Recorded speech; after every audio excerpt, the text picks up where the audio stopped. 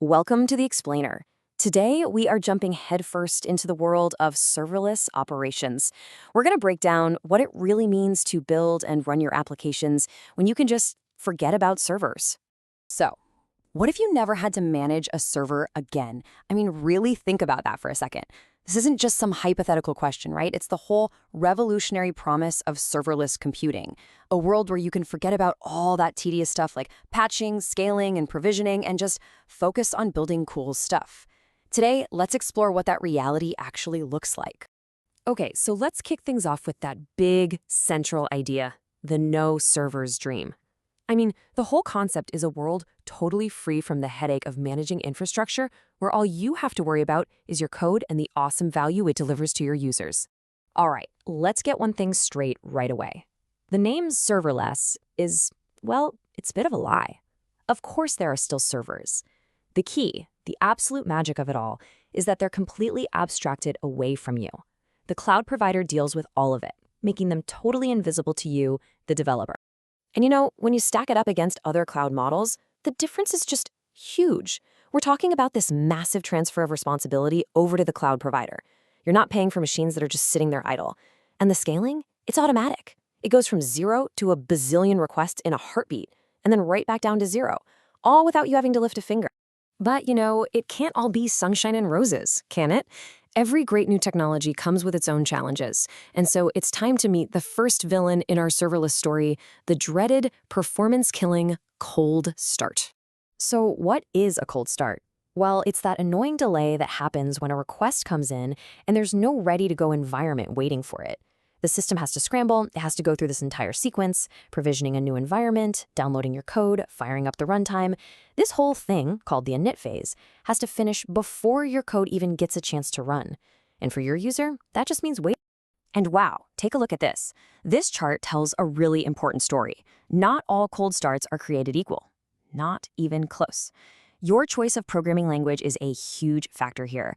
Look at Java. With its heavyweight virtual machine, you could be looking at a cold start that's literally 10 times longer than something lightweight like Python. That's a massive, massive difference. Okay, so here's where it gets really painful. In today's world of microservices, these little delays can pile up fast. Think about it. A single click from your user might trigger a whole chain of different functions.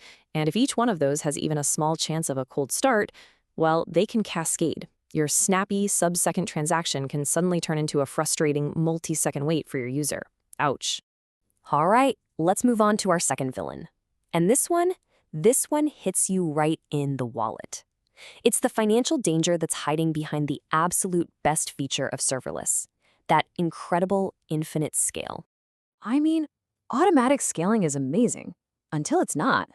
All it takes is one tiny mistake. A typo in your configuration, a bug that creates an infinite loop, maybe even an attack, and suddenly your functions are scaling to the moon. And then you get the bill, a 5-figure surprise that nobody wants to see. So how does this even happen? Well, it's all in how you're billed. You get charged for every single time your function runs. And on top of that, you're charged for the compute time, often down to the nearest millisecond. That level of detail is wild. It means that every line of code you write, every millisecond it runs, is actually a financial decision. Okay, so we've met the bad guys, bad performance, and scary costs. Now for the good part. Let's open up the playbook and see how the pros tackle these challenges and make that serverless dream a reality. And you know what? The most powerful strategy is one that's right in your hands as the developer. The name of the game is making your deployment package as lean and mean as possible. Get aggressive. Cut out unused dependencies, use tools that can shake out unused code. All of this makes that init phase way, way faster. But sometimes, just optimizing your code isn't enough, especially for your most critical user-facing stuff. For those cases, you can basically buy an insurance policy directly from the cloud provider. It's often called provisioned concurrency, and it lets you pay a little extra to keep a certain number of your functions warm and ready to go, guaranteeing they'll respond instantly.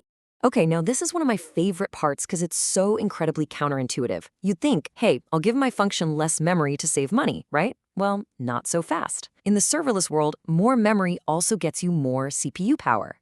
This can make your function run so much faster that the total bill, that combination of time and memory, actually goes down.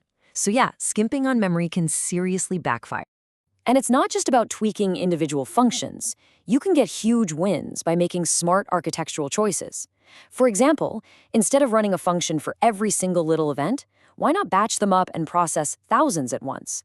Or, here's a freebie, just switch your functions to run on ARM processors. You can get way better price performance with literally zero code changes. It's a no-brainer. And this right here, this is your ultimate financial safety net. It's called the circuit breaker pattern. Think about it. If your function keeps trying to call another service that's down, it's just going to keep failing and retrying, racking up your bill. A circuit breaker is smart. It sees the failures, trips the breaker, and just stops making the calls for a little while. This prevents a total disaster on your bill from thousands of pointless retries. Okay, so let's pull all these threads together. What does this all mean? It means we need a whole new way of thinking about what operational excellence even is in a serverless world. This question is everything. How do we govern costs in a system that can scale infinitely by default? The whole game has changed. We've shifted from worrying about individual machines to thinking about the financial health and performance of the entire system as a whole. It's a trade. You're swapping out old problems for new, more interesting ones. You stop asking, is this server patched? And you start asking, is this function security role locked down tight? You stop worrying about, do we have enough servers? And start asking, what's the real-world impact of a cold start on this critical feature? It's a higher level of thinking. So here's the bottom line. Serverless doesn't mean less responsibility. It just changes the address of that responsibility. You're not doing less work. You're focusing your work on what actually delivers value to your business. Your job gets elevated from the nuts and bolts of infrastructure to the high-level architecture. So the final question is, are you ready for the move?